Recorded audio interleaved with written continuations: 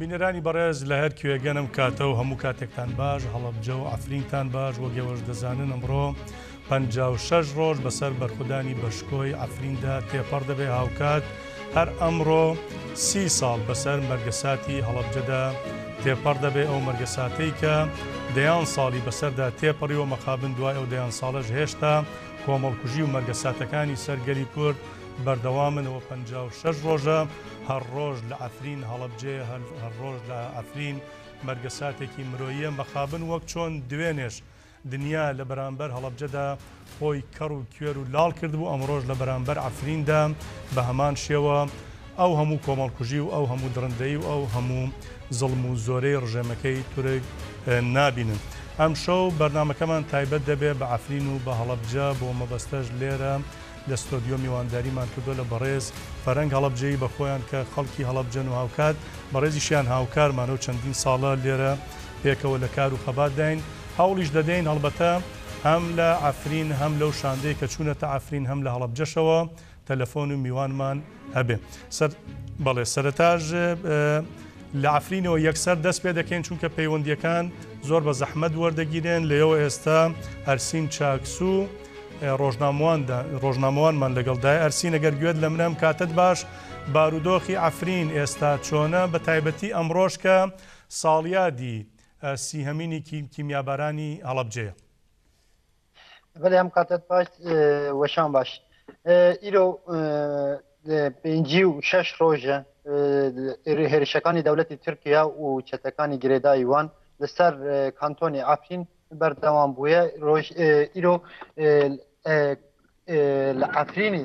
دەوڵەتە تورکیا داگیرکار بە هەموو چەتەیان خۆ بێنابەر ئێریش ئانی لەسەر ئەفرین و به تانگ و توپ و اوویس و هر وکی دن چکین گران افرین بمب باران کرد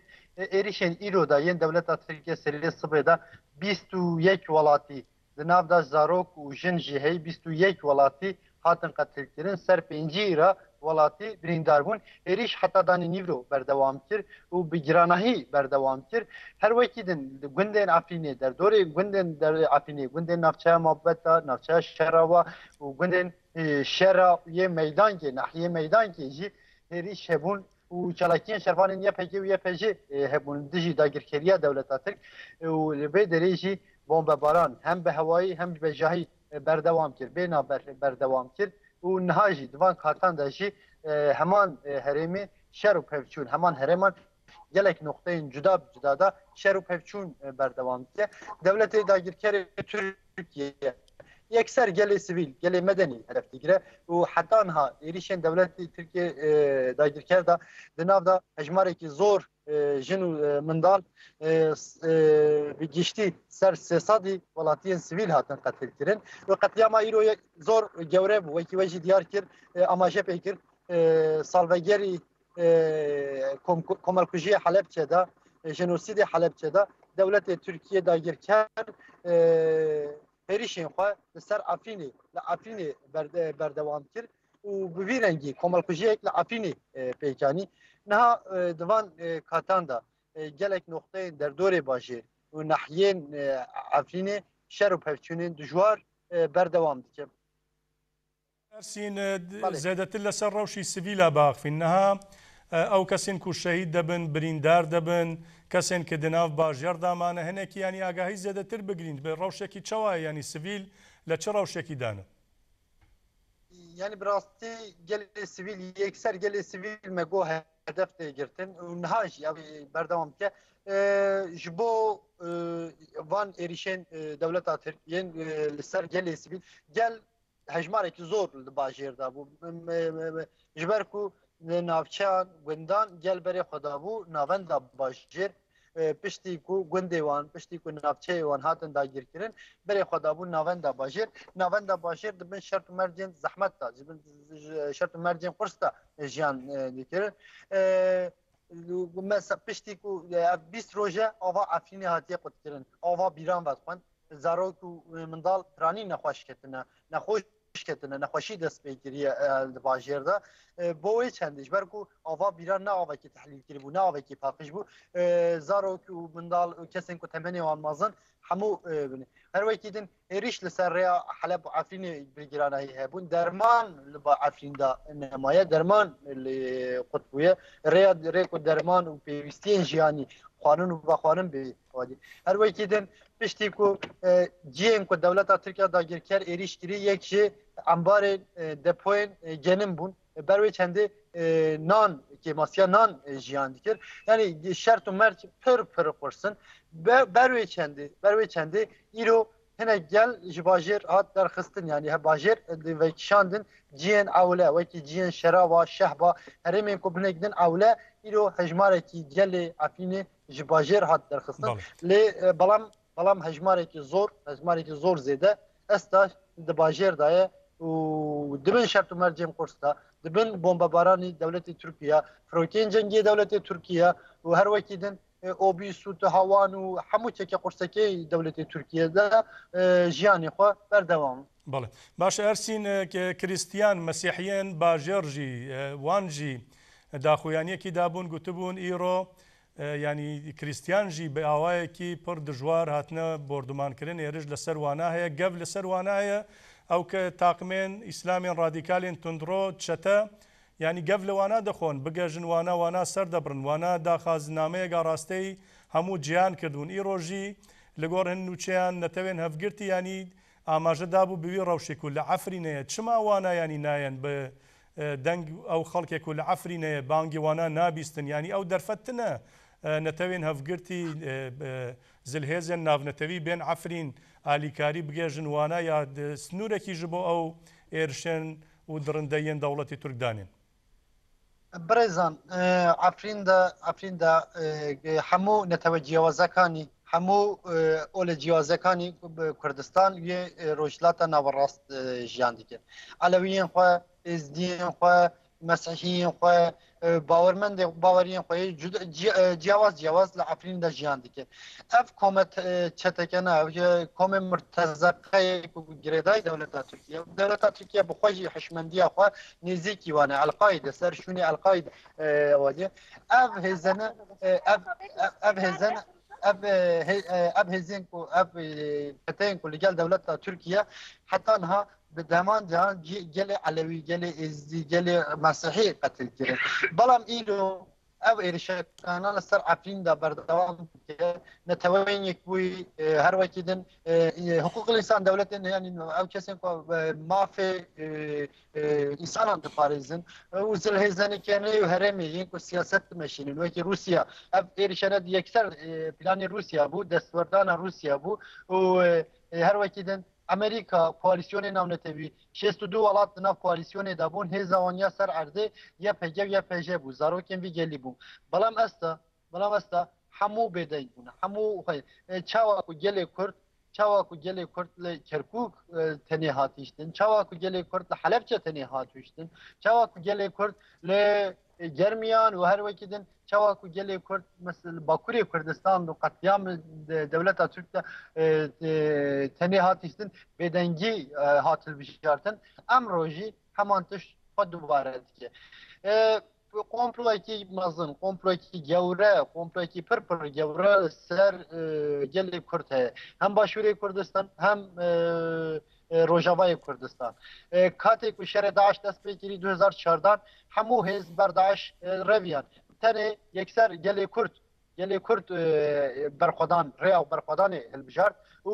bedenên girandan. Lêbelê piştî ku kotayî li Daeş hat hemû ev hêzekene ev hêze zil hêzekene emro plangeriyan komplo ser serê gelê Kurd dimeşînin. Êrişekanê ser Efrîn û herêm navçekanê Efrîn û navçeyên Başûrê Kurdistan û yên Rojavayê Kurdistan jî perçeyekî vê komployê ne. Wisa xuyaye ku ev rojên pêşiya me ev komplo wê zelaltir were dîtin. Di navê de Rusya jî, Amerîka jî û her wekî din hêzên herêmî jî hene û neyartiya dewleta Tirkiye ku hîmê xwe li ser neyartiya gelê Kurd ava kirî سر تونکرین گلی کرد داواگیری سر جنوسید گلی کرد داواگیری بین ارتیج بکارتینید یعنی ام نه هیزا دولت ترکیه ام هیزا ناتویه اب هیزا کو ناتویه پاسپورتی روسیا ایریشه نوالی دیده بالکشه پر بالکشه سر به خالی براز هیزا ناتویه پاسپورتی روسیا گلی کرد قتل دیگه بله تابلو ببیرنگیه باشە ئەرسین چاکسۆ هاوکارمان و ڕۆژنامەوان لە عەفرینەوە زۆر سپاس دەکەین کاتێک خۆش شەوێکی شاد بۆ بەڕێستان. بەڵێ بینەرانی بەڕێز ئەرسین باسی لە کۆمەڵکوژی و بە ئامانجگرتنی هاوڵاتیانی سڤیلی عەفرین کرد. هاوکارانمان چەند دیمەنێکیان لەو کۆمەڵکوژیە کە ئەمڕۆ بەڕاستی کە من ئەو دیمەنانم بینی هەڵەبجەم جارێکی دیکە هاتەوە یاد بۆیان حازر کردوین با پێکە ئەوانیش ببینین دڕندەیی ئاستی وحشەتی دەوڵەتی تور لە عەفرین پێکەوە ببین.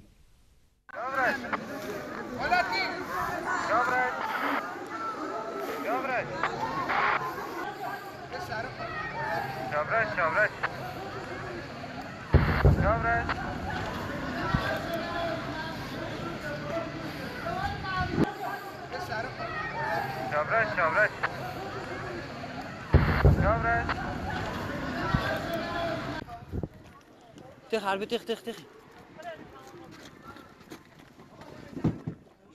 ورد تخ زوكا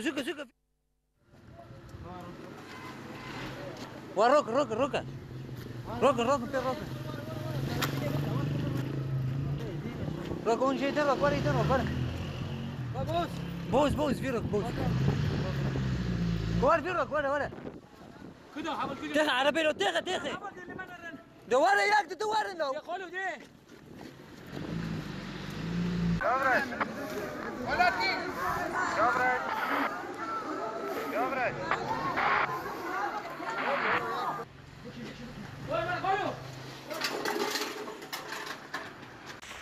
دوششي ساعة ده حزار دوحيش نبندي عفرينة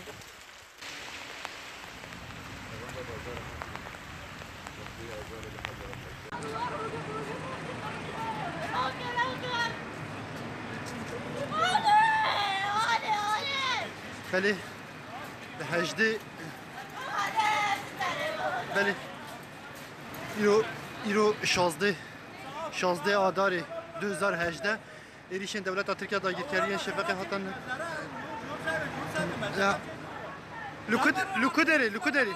لوکودری لا اصحاب كده لن نواجهنا لا مزرعه العرض مزرعه وجود مزرعه العرض ايش قول فين قشبه تني رخ ما تني يردني ما تني رخ كم السلام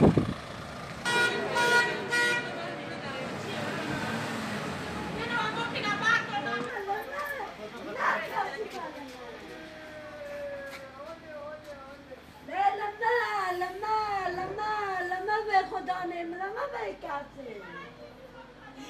لا حسین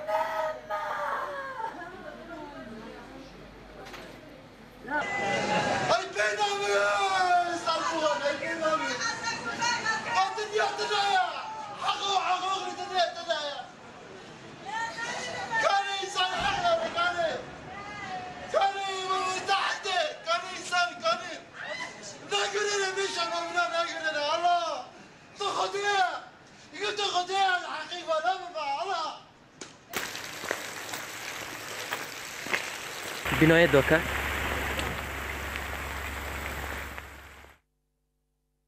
بەڵێ بەداخەوە کوا ئینسانیەت کوا ئیسلام کوا ویژدان کوانەوانەی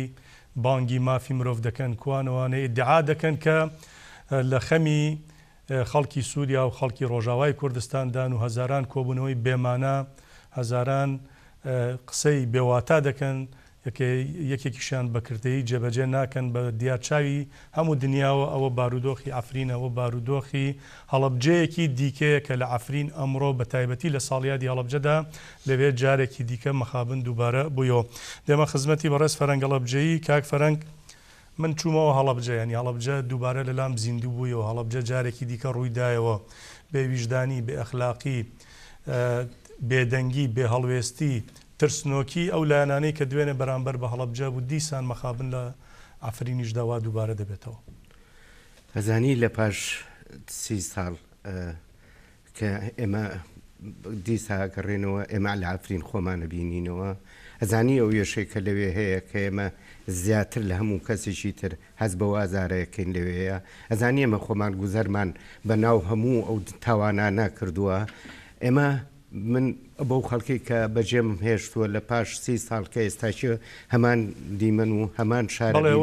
ببوو ڕقسەکەت پێدەبڕم ئێستا بە شێوازێکی زیندوو لە زیورخ چالاکی بۆ ئەفرینەیە وەکو لە سەر ئێکرانی تەلەڤیزیۆنەکەمان دەردەکەی ببوورە کاک فەرهەنگ. بەڵێ وانی کە لە پاش 30 ساڵ کە من بەجێم هێشتووە ئەو کەسانی کە ئەو ڕەحپەپولانی کە ژیانی خۆیان بەخشی ئێستاچێ لە ئەفرین باڵەگرێتەوە ئێمە من هەرگیز وا و کاتانی کە ئێمە خۆمان لە تەنیایی خۆمانە بۆ خۆمان نەگریین وامان نەزانی لەو کاتانە کە کەس ئێمە نابینێ ئەو کاتامان ئێمە کەس نامان بینێ لەبەرەوەی دەستگایەک نەبوو شتێک تەکنیشێک نەبوو کە و کاتانەکە ئێمە ببینێ وا دڵخۆشی خۆمان نایە و بەڵام ئەزانی ئەمڕۆ لە ئەفرین هەموو ئەو شتانە بە درۆوە خرێتەوە هەموو ئەو شتانە بە درۆوە خرێتەوە کە ئێمە تایە گوزەرمان کردووە لەبەرەوەی ئەم هەموو دیمەنانی کە ئێستاچێ لە بەرچاوی جیهانەکە کە هەیە کە ئەی بینێت کە بێدەنجیەکی ئێستاچێکە لە بێدەنجێکی نائەخلاقی کە ئێستاچێ دروست کردووە جۆوەڵامێکە بۆ ئێمە بۆ ئەو قوربانیانەی کە پێش 30 ساڵ کە ئێمە داومانە ئێمە ئەو کاتانە وامان لە 30 ساڵە بە ئاواتیەوە بووین کە جارێکی کە ئێمە هەڵەبجەمان واهێنایە پێشچاوی خەڵکە ئەمە دوایین کۆمەڵکوژی بێ ئەمە دوایین کارەسا بێ بەسەر خەڵکی کووردا بێت بەڵام ئەزانی هەموو شتەکانیش بە پێچەوانە دەرچوو هەر لە ڕۆبۆرسیەوە لە هەر لە ئەمە دیسوورەوە هەتا بگرە کۆمەڵکوژی ئێزیدەکان ئەوەتانێ لە ئەفرین بەردەوامە بێتەوە هەمان کارەسات بەردەوامە بێتەوە هەتا هەموو بێڕەوشتی دنیا چاویان لەسەرمانە هەمووشی بێدەنگە بەڵام ئەزانی من بە هەموو ئەو شەهیدانەی کە لە هەڵەبجەوە بۆ شەنگال بە هەمویان من بە هەمویان ئەڵێم ئەو بێدەنجی و بێتەنیایی کە ئێوە هەبوون ڕاستە ئێمە تەنیا خەمی گەورەمان ئەو کاتانە بوو کە ئەو کەسانەی پارێزگاریان لێکردین دەرگایان ناواڵێ کردەوە و تاڵانیان نەکردین بەڵام ئەمڕۆ ڕوومان گەشە دڵمان خۆشە لە شارێکی وەکو ئەفرینە کە ئەو کەسانی کە ئەی پارێزن ئەوە ئەمانەی کە بوونەتە تیشک و خۆری ئازادی ئایندەی ئێمە دروست دەکەن بەس ئەو پەنایەیان هەیە بۆ ڕووگەشی و بەو پاڵپشتیەوە بە ڕۆحیەوە ناڵێن کە ئێوە کەسێک هەیە کە ئێوە پارێزە کەسێک هەیە ئێوە لە ئەمێزا بگرێت ئەو کەسانی کە لەسەر ئێستاچێکەکەی بینێ و دیمەنانە هەمانڕوبەڕووی دوژمنەکە ببێتەوە کە لە هەڵەبجە کە لەسەر ئەو خاکە کەوتبوون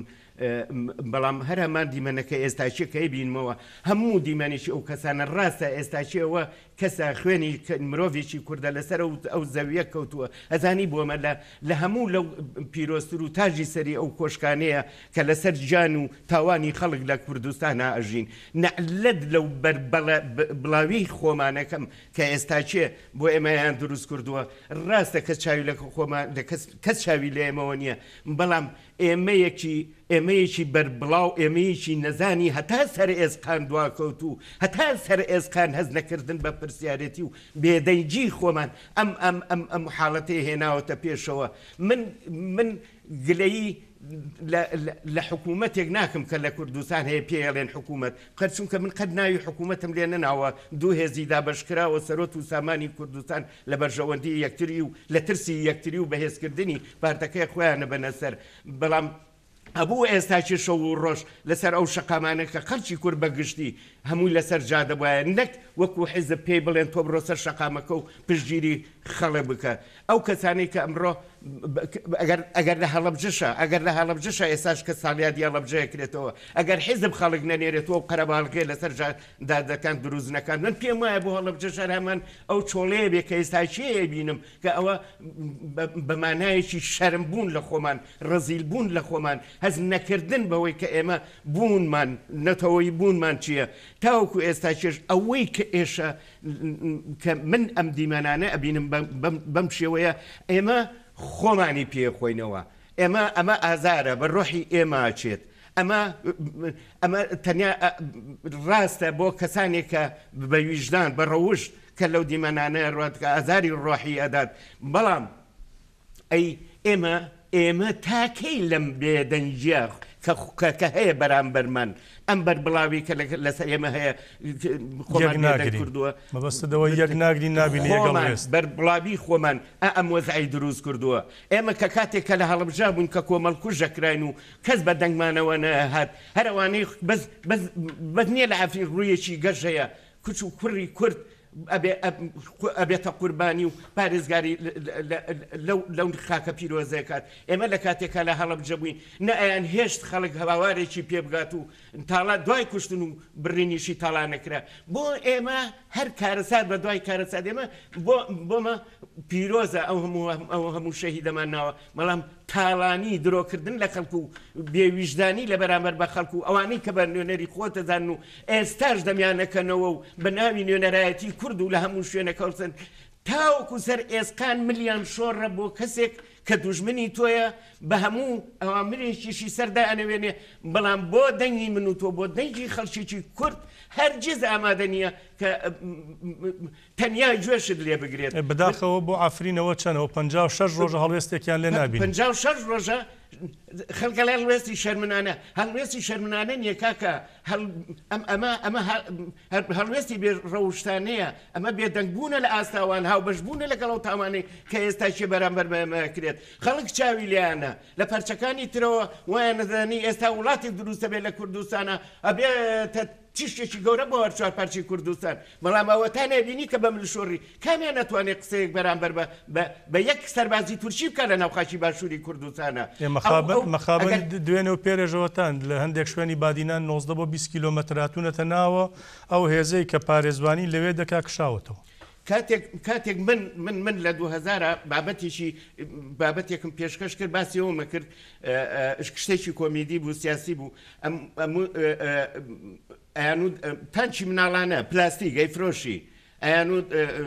ئەبێت تۆ گومرجی ئەمانە بکەیت من ئەموت کاکە بۆ ناڕوون گومرجی ئەو تانکانە بکەن کە بەڕاستینی وڵاتێکی کەی و هێتە ناو خاکەکەی تۆ ئەیان و کاکە تۆ ڕقت لیانە تۆ ناتوانانی تۆ دژایەتیان نەکەیت فەرموو ئێستا دەرگا کراوەیە هەموو ئەو حکوومەتەی کە ئێستاشێ تەنیا فێری یەک شتیان کردوون تەنیا ئەوە بێت کە تۆ چۆن قەمع بکات کە تۆ چۆن بچەوسێتەوە نێڵێ دەنگ بە کەس بکات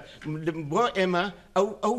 ئەو شێرانە ڕێوی دەرەوەن هەموو باشووری کوردستان هەستێ بە هەموو هێزەکانیانەوە تا ناتوانێت یەک بەزێک سەربازی تورکی بڵێ تۆ بڕۆ دەرەوە و هیچی وایەکی شم پێ نییە لەبەرەوە ێزانم کە ئەوە نییەوە خۆشیان دروستیان کردووە هەر لایەنێکیشیان بۆ بەهێزکردنی خۆیان پەناباتە بەر دوژمنەکە بەڵام پەنان ناباتە بەرەو قوربانیانی کە ئێمە دروستەکە ئایندەیەکی ئێمە دروستەکە زۆر باشە کاک فەرهەنگ بعد دۆسیەکیشمانەیە لەسەر 30مین ساڵیادی تاوانی هەڵەبجە کە بەداخەوە وەکو وتمان دەبوو دوایەوە ئیدی ئەو تاوانە دووبارە نەبوایەتەوە هیچەوە تاوانەکان دووبارە بنەوە مەخابن دوای 30 ساڵ برین و زامی هەڵەبجە هێشتا کولاوەیە هێشتا بەسۆیە هێشتا قەرەبووی مادی و معنەوی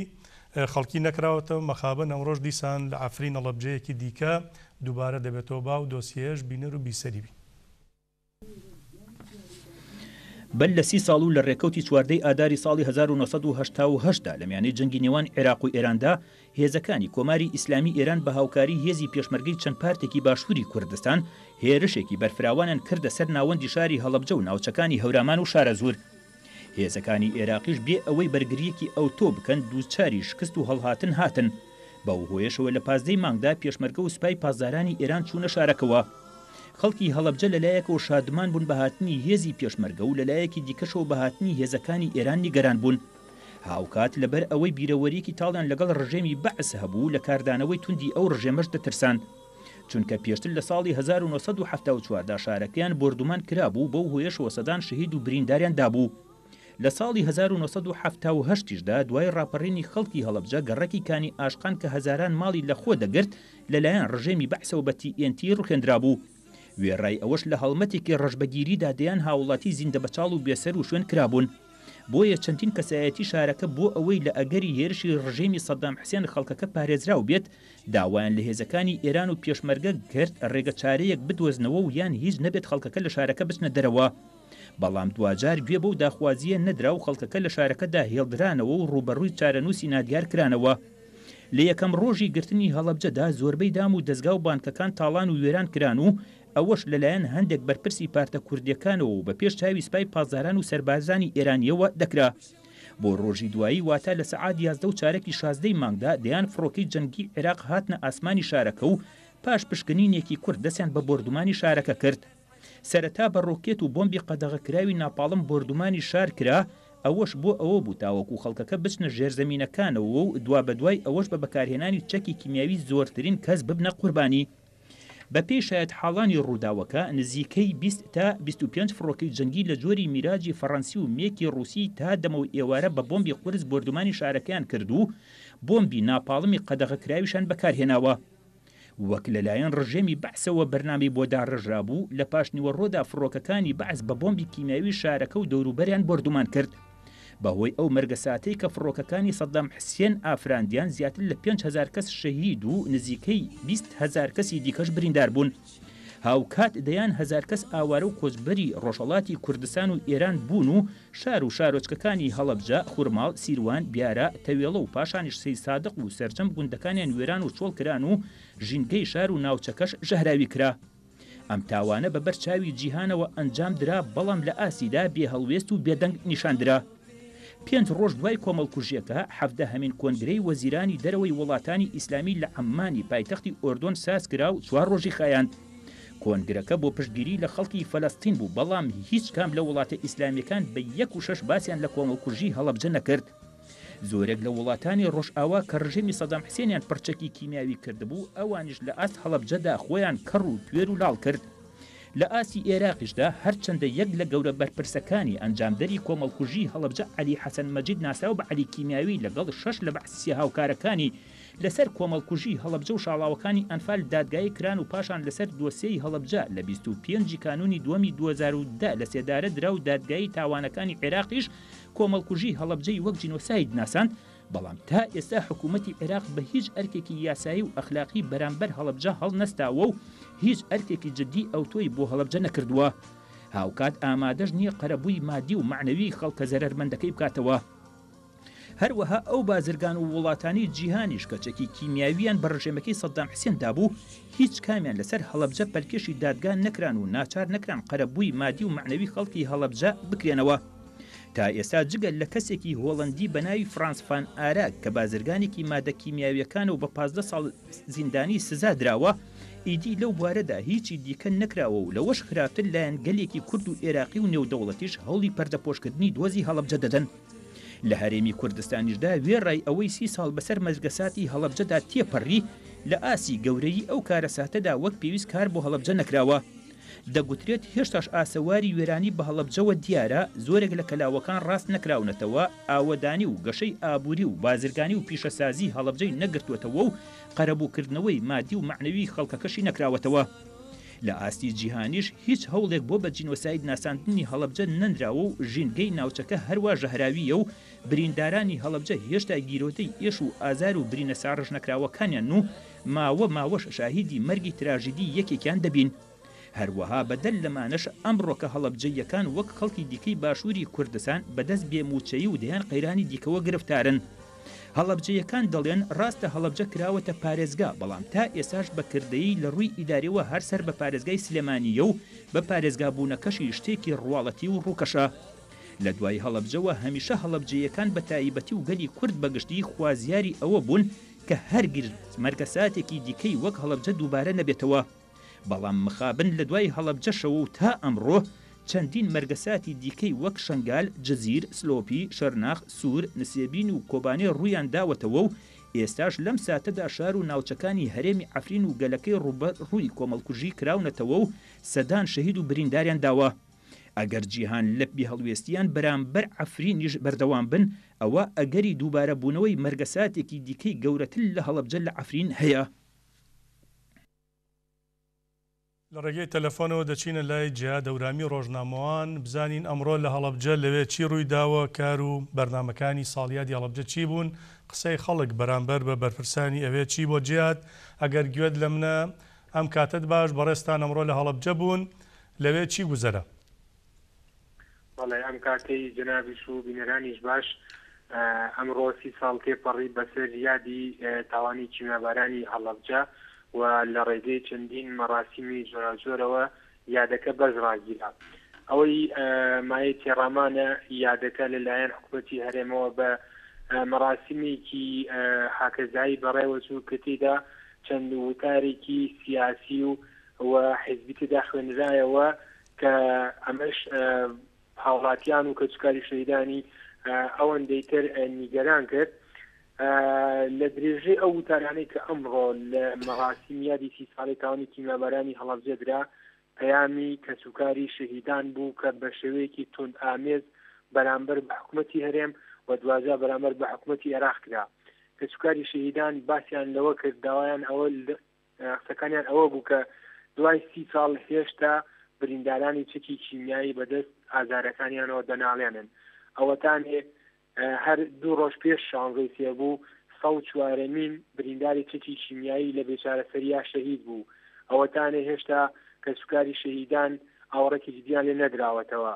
هەڵەبجە سیمای ئاوەدانی پێوە دیار نییە و هێشتا کەلاوەکانی وەکو خۆی ماوەتەوە ئەوەی کە باز دەکرێت بۆ هەڵەبجە کراوە لە ئاستی پێویستان نییە و بگرە زۆریش کەم تەرخەم بوون بۆیە کەسوکاری شەهیدان ئەمڕۆ ئەو لەو پەیامەدا کە ئاڕاستە حکوومەتی هەرێم و حکوومەتی عێراقی کوردیانە داوایان کرد چیتر مزایدە بەسەر کەسوکاری شەهیدانەوە نەکەن بەڵێنی بێکردار نەدەن چونکە ئەوان بێزار بوون بەشداربوونی ئەمڕۆشیان تەنها بۆ گەیاندنی ئەو پەیامە بووە کە بەداخەوە چەندین کەناڵی حیزبی لە کاتی قسەکانی ئەو نوێنەری کەسوکاری شەهیدان بەداخەوە لە بەخشی ڕاستەوخۆدا بەرنامەکەیان وەسان بۆ ئەوەی ئەو پەیامە بە گوێ و بە چاوی بینەران و هاوڵاتیانی تەواوی جیهان نەگەیەنرێت بەجیان لەم یادی خۆرەف کرایەوە کە ئەمڕۆ بە دەستپێشخەری تەڤگەری ئازادی کۆمەلگای کوردستان و بە ئامادەبوونی هاوسەرێکی پەیەدە و بە بەشداریکردنی نوێنەرانی ڕێکخراوی بڵێن ڕژاک و هەروەها خانوادەی شەهیدانی پەکەکە لە باشووری کوردستان و بەشێک لە کەسوکاری شەهیدان و جەماوەری خەڵکی هەڵەبجە ڕێپێوانێکیان لەسەر فولکەی مامۆستان ناترا و بۆ مەزاری شەهیدان ئەنجامدا لە ڕێپێوانەکەدا شەهیدانی چیمەبارانی هەڵەبجە و شەهیدانی ئەفرینیشان وەبیر هێنایەوە و لە وتارەکانیان دروشمەکانیان باسییان لەوە کرد 30 ساڵ پێش ئێستا هەڵەبجە چیمەباران کراوە دیسان جارێکی در ئەفرین لە بەرچاوی جیهان و بێهەڵوێستی ئەوان بۆمباران دەکرێت و خەڵکی تێدا شەهید دەکرێت دوجار کە گەشت سەر مەزاری شەهیدان تاجەگۆڵینەی نوێنەرانی پەیەدە لە ڕۆژاوا دانرا لەگەڵ تەڤگەری ئازادی و ڕێکخراوی ژنان ئازادی کۆمەلگای کوردستان و دوا بەدوای ئەوەش وتاری خۆیان خوێندەوە کە تێدا هاوسەرۆکی پەیەدە ئاماژەی بۆدا ئێمە سەرۆرێز و نەوازش بۆ کەسوکاری شەهیدانی هەڵەبجەدا دەنوێنین ئەوە تا ئێمە ئێستا ڕوبەڕووی قەتڵعامێکی تر دەبینەوە لە ئەفرین بۆیە پێویستە جیهانیان ئەو کاتی کە لە کیمیاوارانی هەڵەبجە بێدەنگ بوون و بگرە پاڵپشتی ڕژەمی باسیشیان کردووە تاوەکو هەڵەبجە کیمیاواران بکرێت ئەوە ئێستاش بۆ ئافرین هەمان هەڵوێتیان هەیە بێدەنگ بوون و بگرێ پاڵپشتی ڕژەمی فاشستی تورکەکەن بۆ بۆمبارانکردنی ئەفرین لایەکی تریشەوە تەڤگەری ئازادی کۆمەلگای کوردستان باسییان لەوە کرد ئەو کیمیاوارانی کە بەسەر هەڵەبجە هات بە دەستپێشخەری و بە هاوکاری چەند لایەنێکی سیاسی لە باشووری کوردستانەوە بوو کە ڕێگەیان نەدا خەڵکی هەڵەبجە کە هۆشیار بوون لە ئەنجامدانیان تاوانە شار بەجێ بهێڵن دوجار ڕۆوەڕووی قەتڵعامێکی زۆر گەورە بوونەوە کە ئەمەش زیاتر لەم ڕۆژەدا کەسوکاری شەهیدانی زۆر نیگەرانن و هەست بە یادێکی پڕشوکۆ بۆ خۆیان ناکەن باشە جیاد هەورامی ڕۆژنامەوان لە هەڵەبجەوە فرە سپاست کردمی دەست دۆش بوو لالوگیان سپاس پێ پەیام و پێزانیاریەکەت کاتی وەش پێ سپاس کردمیگەن کاک فەرهەنگ بە یارمەتی دەر تەلەفۆنێکمان لە ڕۆژاوای کوردستان و لەگەڵ ئەسعەد شاوری کە شال لەگەڵ شان دەبوون کە چوونەتە ئەفرین کاک ئەسعەد شاوری ئەم کاتت باش ئەگەر پێمان بڵێ ئێستایەوە لەکوێن و چیتان لە ئەفرین بینی ئەم کاتەیەوە بینەرە باس کاکان زۆر سپاس بۆ لێوە ئێمە ئێستا لە ڕێگای ئەمڕۆ لە ئەفرین دەستوی ئێستا لە ڕێگای بەرەو کۆبانێ کاکەندرێنەوەی لە ئەفرین بینیومانە هیچ شتێک وەسف ناکرێت یعنی ناتوانێت ئینسان ناتوانێت نە قەڵەم ئەتوانێت نە ئینسان ئەتوانێت وەسفی بکات لە دووڕوەوە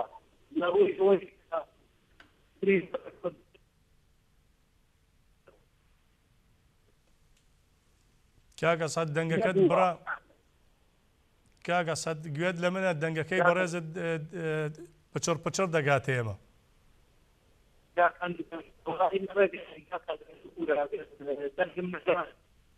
بەڵێ فەرموو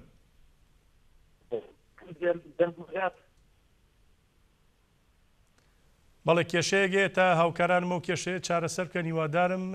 دووبارە پەیوەندیت پێوە بکەنەوە کاگە سەد دێمە لای کاک فەرهەنگ دەوترێت لە ماوەی 30 ساڵی ڕابردوودا هێندە لە کەسایەتی شاری هەڵەبجە و کەسایەتی تاکی هەڵەبجە و کۆمەڵگەی هەڵەبجە دراوە هێندە هەوڵ نەدراوە زامەکان کێشەکان هەم زامەکان چارەسەرکەن هەم کێشەکانیان بۆ وەکو ئەوەی ئێستان نەمێنێتەوە چارەسەریەکیان بۆ بدۆزنەوە لە سەرەتای ساڵی یەکەمەوە قورساییەکی زۆر گەورە لە ناو خەڵکی کووردا دروست بوو بەرامبەر بە هەڵەبجە لەبەر دوای هەوڵیاندا بە هەر شێوەیەک بە هەر ناوێک بێ ئەو پیرۆزیە لەو شارە نەهێڵن بۆ سەبەبەکە چییە؟ لەبەرەوەی هەموو کاتێک هەڵەبجەیەکان لە کاتی یادکردنەوەی هەڵەبجایان داخوازیەکانیان ئەوە بوو ڕووی دەستی تاوان و دزی و تاڵانی و دان بە دەستەوەی شارێک بە دەستی ڕزگارکردنی لە دەستی دوژمنی کودان بە دەستی دوژمنێکی تر هەمیشە هەڵەبجە لەو ڕەخنا بوو یعنی دائیمەن کاتێک ئەم دەسەڵاتە کەوتە بیرکردنەوەی ئەوەی کە هێزی پیا کردوانە ڕاگەیاندەکانی بەدەستەوە بوو هێدی وای کرد کە ئەو پیرۆزیە نێڵێ بۆ لەبەرەوەی خەڵکی هەڵەبجە خەڵکی نەبڕوان مەکەن هەڵەبجە ئەوەتان نازانم داشن هەڵەبجە ئەوە نازانم چین بڕوایان پێ مەکەن ئەمانە ئەو قسانەی بەرامبەر بە ئێمە ئەکرێت درۆیە ئێمە خاوەنی ئەو تاوانە نین کە کردومانە ئەمان خۆیان مستحق بوون وەرە کاکە ئەقلێتی ئینسانی وا لاواز و نەخۆش و کۆیلەی ئەو حیزبەی کە حیزبەکەشی کۆیلەی دوژمنەکەتە قسەی واکات ئەڵێ دەستخۆشیە کات لە دوژمنەکەت کە 5,000 ئینسانی کوشتووە من لە شی دەرکەوم بەچی پشتم بەوانە خۆش بێت بەچی پشتی خۆم بەسم کە ئەمەنە ئینسانی ساویل کەو کۆیلەی وەکو خۆی بەبەرهێمێنەوە وەکو خۆی دروست کردووە لە کۆمەلگای کوردیە یعنی باشە دوای 30 ساڵ ینی خەڵکی هەڵەبجە مافیەوەی نەبێسە جیهاد هەورامیان ماژەی بۆ داوتی لە کاتی پەخشی ڕاستەوخۆ کاناڵەکانی دەسەڵات و حزبەکان وتەی ماڵباتی شەهیدانیان بڕیەوە باشە شەرمەزاری لەمە گەورەتر چیە دوای 30 ساڵ ڕێگە نەدەی خەڵکی شەهید بنەماڵە شەهید پڕ بە دڵی خۆی بە دەمی خۆی بە زاری خۆی گلەیی و ڕەخنەکانی بگرێ گریمان ئەو گلەیانەش ناحەقن نابێت تۆ ڕێگە بدەی بە خەڵک دەردە دڵی خۆی بکە یەکش زۆر گنگە من بۆ جوابێ وەڵامی تۆ ئەمانی کە یادی هەڵەبجەیەکەن بۆ ڕووپۆشینی ئەو تاوانانی کە بەرامبەر بە هەڵەبجە کردیانە لە ناخێکەوە نایەن کە یادی ئەو شارە بکەنەوە و یادی ئەو قوربانیانەی خۆیان بکەنەوە وەکو کردبوون وەکو ئەوەی کە تاوانە کە بەرامبەر بە خەڵکی هەڵەبجە کریانە تەنیا بۆ شاردنەوەی ئەو ڕەو بێڕەوشتەی کە وەختی خۆی پێش 30 ساڵ بەرامبەر بە خەڵکی هەڵەبجە بۆ شاردنەوەی ئەو تاوانانەی خۆیان یادی هەڵەبجەکەنەوە کێ یادی هەڵەبجەیە کاتەوە کەسانەکانی دوێنێی سەر ئێوارەی سەرمێزی نادیەکان یادیەکاتەوە و سبەینێ دێت چەپکە گوڵینێکە بۆ دانێت و دوو قسەی ڕەنگی بۆ کات و دڵخۆشیەکە وای دەزانێت کە دڵخۆشیەکە و ئەیدا بە خەڵکی هەڵەبجە چی مەسیجێکی تا پەیامیکی ئەمڕۆی تۆ بۆ لە 30 ساڵەوە تاوکو ئێستا یادەکرێتەوە لە چەند ساڵە لەوەتی دەسەڵات یادێکاتەوە پەیامی چی بوو چی کرد بۆ هەڵەبجە چی کرد بەرگری پەیامەکان لە پەیامەکانیانە هەیە ڕەنگا و ڕەنگن دەڵێن بۆ نمونە ئەمڕۆژ ئەڵێ ئێمە وا ئەکەین بۆ هەڵەبجە پرۆژەی واتان بۆ دەکەینەوە وا ئاوەدانی دەکەینەوە بەڵام کەلاوە هێشتا ماوە بریندار هێشتا لە دوای 30 ساڵ درۆزنی خەڵک باوەڕ بەمە ناکات هەر کاتێککە بینیان ئەم دەسەڵاتە هاوخەمیەکی بۆ پارچێکی تری کوردستان دەرخست بڕوای پێکات تاوەکو ئێستاکێش کە ئەمانە کە دەسەڵاتیان دەدە کاکە بۆ خەڵکی ئێمە گلەی لە خۆیان بکەن و بڵێن دەسەڵاتەکەمانە وەرە گەورەترین تاوان بە بەرچاویانەوە لە ڕۆژاوای کوردستان هەیە کام کەسیان کام ڕێخستنیان یان حیزبیان تاوەکو ئێستاکێ چەند ساڵاواریان لێکرێ ئەو دەواازە سنووری حرامزادەیە کە دروست کراوە لە بینی ئێمە و دەسەڵاتی کوردی خۆی کردوێتی کە پێش ئەوەشی کە هێرشی سەر شنگال بکرێت و خەندەکان دروستە کرد چێ هات بڵێ وەرە ئەم سنوورانم لا بە هەرژ نەبێ ئەوە گەورەترین پاڵپشتیە ئەوە دڵخۆشیە بۆ خەڵکی ئەفرین ئێستامانەوێ کۆمەڵکوژیە کە ئەو دەسەڵاتەی کە ئێستاچێ هەروەکو پێم وتی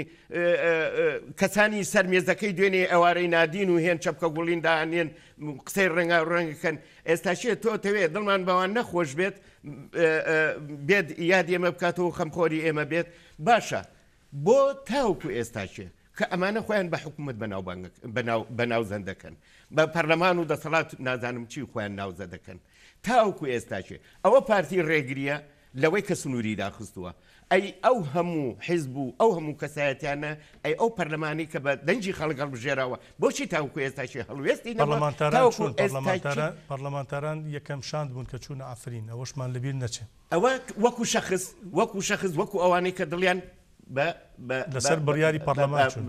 ئەو کەسانی کە دۆ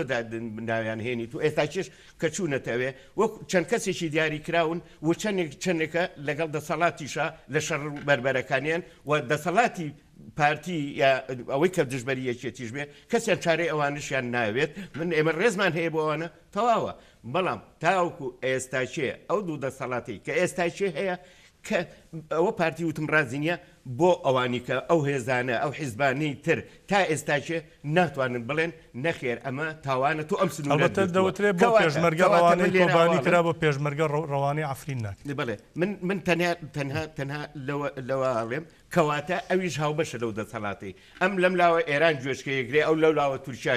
گوێچکەیەگرێ ئەی تۆ چیت بۆ خۆ کردو بە مسیبەت بەسەرم خەڵکەوە بۆ خۆت کردو بە مسیبەت و ئەتەوێ ئایندەی خەڵکی بەدەستەوە بێت و داهاتووی خەڵکی بەدەستەوە بێت و سەروەت و سامانی خەڵکی بەدەستەوە بێت و خەڵک چاوەڕوان بکەیت و هەموو بێهەوە هیواییەک لە ناو دەسەڵاتی تۆ ئاگەشێتەوە تۆ چیت تۆ چیت ئێمە کەسایەتی ئێمەیان ئەوەندە لاواز دروست کردووە کەسایەتی ئێمەیان ئەوەندە لاواز کردووە من هەنێک جار باوەڕ بەبوونی خۆم ناکەم کە من خەڵکەکەی خۆمە بینم وەکو شتێکی نەبوو حساب بۆ خۆمەکەم لەبەرەوەی کە وا دروست کراوین ئێمە کە کاتێک ئەو کاتانم دێتەوە بیر کە لە هەڵەبجە تەوق دەرابووین کە بۆ هیچ شوێنێک بۆمان نەبوو بڕۆین و چاوەڕێ ئەوەمانە کرد کەی ڕوبەڕوومان بێت چێ شانسی هەیە دەرەچێ و چێ شانسی هەیە کە بڵێن بریندارە بێت ئێمە ئەو کاتانە وەکو مادەیەک وەکو بەردێک وەکو شتێک نەک وەکو مرۆڤ ئێمە خراپبووینە بەر تاقیگەیەک کە تاقیم چەکی کیمیاییمان لەسەر بکرێتەوە ئەزانی ئەمڕۆ لە ئەفرین هەمان کارەساتی بێڕەوشتی بەو چەکە نوێیانەی کە تورکیا بەکارهێنێ دووبارە دەبێتەوە کیمیاوی لێدەوەش منداڵەکەی عومەری خاوەرە چ جیاوازیەکانی هەموو ئەینەن مێژووە بەڵام خۆمان هەستی پێ ناکەین خۆشمان وا دروست کراوین ئەم دەسەڵاتەی کە کۆیلەی ئەم دەوڵەتە داگیرکەرانەیە خۆشی وای لێ خەرچی ئێمە کردووە ئەو کۆلێتی خۆی بەسەر خەڵکەکە داناوە هەزبوون کوردبوون هەموو ڕەوشتێکیان نێشتووە لە هەموو شتێک گرنگتر چەند ساڵە وایان نیشانەدا لە هەڵەبجە هێزیشی ئیسلامی هەیە هەموو فۆکسی خەڵکیان قست بووە سەرە و شارە کە لەوێ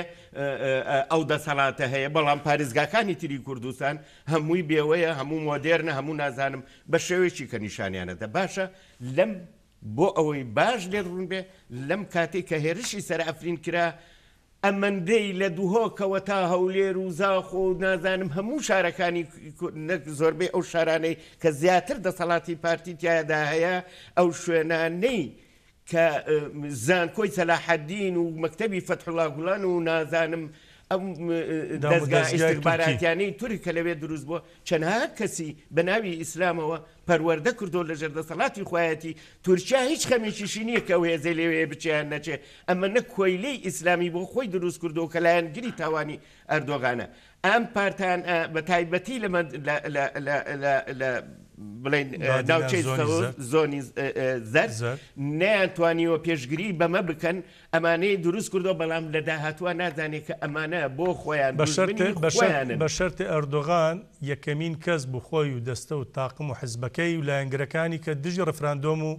سربەخۆیەکەی باشووری کوردستان بوو کە کاک مەسعود ئیدعای بۆ دەکرد لە بینی دوو کەوانە بەڵێ ئەو ڕفراندۆمەشی کە کوڕی کرد بەسەر خەڵکا و کە خەڵکیێنە خەڵک باشە بۆ بیر ناکاتەوە بۆ ناپرسێت خۆ هەموو دنیا هاواریە کرد ئێمە چین ئەمریکا و نازانم ئەم نەتۆیە گورتۆ دروستکراوانە و هەموو ڕێکخراوانە هەموو داوایان لێ کرد وتیان میکە بۆ چی یکەم یعنی تۆ خەڵک نابێ بیر بکاتەوە بڵێ ئەمە تورکیا پێی کرد بۆ بەوادێکی درۆ بە سەرۆکی هەرێمی باشووری کوردستان کە لە داهاتووە دەسەڵاتێکی زیایی باتێ بە زۆرەوەی پێکرد بەڵام نەیزانی لە دەست دەرچوو خۆشی لە چیز چاو لە سەدا پەنجاویەکی خاچی کوردستان بەڵام دڵنیاشی لەوەی بڕوات هەبێ ئێمە لە سەدا و پەنجاویەکەکەی کەشیشمان بەدەستەوە نییە ئێمە لە فەرشێکان هەر کاتێک ئاوەڕامان کێشن سەرمەقولات چەنەها سەرمەقولات بە دوای خۆمانە ئەدەین ئەوەشمان نییە بەڵام ئەمە شتێکی خەیاڵی و دروستکراوە تەنیا بۆ ماوەیەکە بۆ ئارامکردنەوەی ئێمە باڵێ باش ئەڵبەتە من لەبەرەوەی تەلەفۆنەکەی ئەسعەد شاوری وەرنەگیرایە و کاک فەرهەنگ ببوورە من پێش ئەوەی کە بینە بەردامەکەەوە پەیوەندیم پێوە کردوتی ئێمە شاندەکەی باشووری کوردستان ئێستا گەڕاوینەتەوە لە عەفرین دەرچوین بەرەو کۆبانی دەچین پەیامی زۆر گرنگی پێبوو بەداخەوە پەیوەندی تەلەفۆنی لەگەڵ ڕۆژاوای کوردستان کێشەی هەیە زەحمەتە وەرگرتنی وتی لەوێ بەرخودانێکی بێوێنە لەوێ ڕوودەدا لەوێ بەرخودانێکەیە کە مرۆڤ نازانێت چۆن پێناسەی بکە ئیرادەیەک لەوێ هەیە کە ئەو ئیرادەیە هیچ قەڵەمێک ناتوانێت بینوسێتەوە وتی ئەوەی ئێمە لەوێ بینومانە باوەڕ ناکەم لە هیچ شوێنێکی دیکەی دنیا وێنەی هەبوو بێ بەڵام لەگەڵەوەشە ئەسعەد شاوری هەروە ئەوانشی کە لەگەڵ یابوون دەیانوت عەفرین لە بارودۆخێکی زۆر سەختدایە پێویستە بە هەموو شێوەیەک هاوکاری بکرێ ئەگەر بێت و هاوکاری عەفرین نەکرێ خەڵک لەسەری بەدەنگ نەیە دەسەڵاتەکان هەم لە باشووری کوردستان هەم لە ئاستی نێودەوڵەتی هەم نەتەوەگرتوەکان ڕێکخراوەکانی مافی مرۆڤ گوشاریان نەخرێتە سەر زۆر ئەگەری هەیە کە کارەساتێکی گەورەتر مەرگەساتێکی گەورەتر لەوەی هەڵەبجە کە 30 ساڵ بەر لە ئێستا ڕوویدا کە ئاماژەشمان پێدا لە بەردامەکەدا لە عەفرین دووبارە بێتەوە هەڵبەتە 56 ڕۆژە هەموو ڕۆژێک هەڵەبجێ چونکە گەمارۆ هەیە بردومانەیە خەڵکی سڤیل بە تایبەتی دەکرێن ئامان جویستمە و پەیامەیە سەد شاوری وەکو خۆی بگەێن ئێرە سپاسیانەکەین کە لە ڕۆژاوای کوردستانەوە خولەکێک لەگەڵماندا بەشدار بوون داوای لێبوردنەکەین بەهۆی ئەوەی کە نەمانتوانی بەهۆی خراپی پەیوەندیەکان و گوێبیستی بین کاک فەرهەنگ دوایین پەیامی بەڕێزت وەردەگرم من تەنیا ئەوە لەم کە جاران ئێمە پێشتر بەوە دڵخۆشیە کراین و دایم باسی چیرۆک و داستانەکانی ڤێتنام و ستالینگرا دەکرا ئێستاچێ ئێمە بینە نمونە ئێمە دەرز بە خەڵکەڵێن ئێمە وانە بە خەڵکەڵێن ئەلێن لەوە گەورەتر ئێستاچێ لە عەفرین ڕوو ئەدات ئێمە کەسانێکمان هەیە پێشەنجی شۆڕش کات ئێستاچێ ئێمە خۆمان ڕاستە بەو کەسانە دڵگەشین ڕووخۆشین بەڵام تەنیا لێرە ئەوەندە ئەمەوێ بڵێم ئێمە بێهیوانین و دائیمەن لەبەرەوەی ئێمە لە هیوان لەبەرەوەی فەلسەفەیەک هەیە کە ئەم شۆڕشەی دروست کردووە و بەردەوامی پێدرێت و هیوایەکی ڕۆشن بۆ ئێمە لە پێشمانایە و ئەم هەر کارە ساتێکی تر خوا نەکات هەر شتێکی کەش بەسەر بەشێکی کوردستانە هەبێ لە پەراوازەی و بێدەنجی خۆمانەیە هەندێکی بچووک ئێمە تەنیا بە خۆمانە بچینەوە ئەوەندە ڕەوشتێک بۆ خۆمان دروست بکەین تاوانی برینی پارچێکی بەشێکی تری کوردستان خوێنی کەسیی گەنجێکی کوردستان یا کوڕی کوچێکی کوردستان یا مناڵێک بەهی خۆمان بزانین ئەوەندە ئەو بەربڵاوی کە بۆیان دروست کردین لێ تێ بگەین بۆ بەم حاڵەتە گەیشتوین ئێستا کە فۆکسی جیهان کە لەسەر ئێمە بێدەنگە بۆ چێ ئەو دەنگە دروست دەکات ئەگەر خۆمان نەبینە هەوێنی دروستکردنی ئەو دەنگە پاشان تۆ بێنە پێشاوی خۆ بۆستنەوە هەرسیێکی کە لە هەژمار ناتوانین کە بڵێن کوێیە لە کوردستان کراوە بۆ بەرژەوەندی ئەم دەوڵەتانە و لە ترسی دەوڵەتی ڕووس کە وەختەی سۆڤێت ئەمانەیان دروست کرد باشە بۆ ئێمە بیر لەوە نەکەینەوە بەم ملیۆنان مرۆڤی کرد لەسەر لە خاکی کوردستانە و خاوەنی خاکە کەشیری بۆ ئێمە واین ئەگەر ئێمە هەر بەو ئەقلێتەوە بڕۆین و هەم بەم پەراوازەیە بڕۆین ئێمە داهاتوێکی باشتر ڕوومانتیە ناکاتەوەی لە عەفرین ڕۆیە سبینێ لە کەرکووکە لە شارێکی تری سلێمانیە لە ڕۆژهەڵاتی کوردستانە ئەم خەمەی عەفرین بۆ هەموویەتی لێرە کە هاوار لە خەڵکەکەین بۆ هەموو بەشەکانی کوردستانە دوژمنەکەی تۆ هەر لە ئێستەوە لانکەرەوە چای بڕیوەتە کەرکووک خۆ ئەمانە هەموو بێپلانی بێگومانەوە تا ئەردۆغان دەڵێ ئێمە لە کەرکووک شکستمان پێنان لە عەفرین شکستیان پێدێنین سبێنێ دەچینە قەندیلکەوە بوو قسەکەی بەڕێزت ڕاستە گەر بێت و یەگەڵوێست و یەکدەنگ نەبین پەرتەوازیمان بەردەوام بێ بێگومان عەفرینی دیکەش دووبارە دەبێتەوە هەڵەبجەی دیکەش بەردەوام دەبێت بێگومان باش کاک فەرهەنگ هەڵەبجەیی زۆر زۆر سپاست دەکەم سپاس دەکەم لەو بەو شێوەیە کە من ئەمە داخی خۆمە ئەو بردومانە بینم ڕۆحی خۆمە بینم لەسەر شەقامەکان لەبەرەوە من بۆم هەداش زەمیری هەبێ ناتوانێت نادیدەی بگرێت زۆر زۆر سپاس دەکەم سپاس بۆ هەستە پاک و بێگرد و پیرۆزەی بەڕێزت زۆر سپاس بۆ جیاد هەورامی لە هەڵەبجە و سپاس بۆ ئەسعەد شاوری بکە بەداخەوە نەمانتوانی زیاتر گوێبیستی بین بینەرانی بەڕێز سپاس بۆی بەڕێزیش کە تام ساتە لەگەڵماندا بوون دڵنیاین عەفرینیش تێدەپەڕێنین سەرکەوتن نزیکە کات و ساتێکی خۆش بۆ هەموو لایەک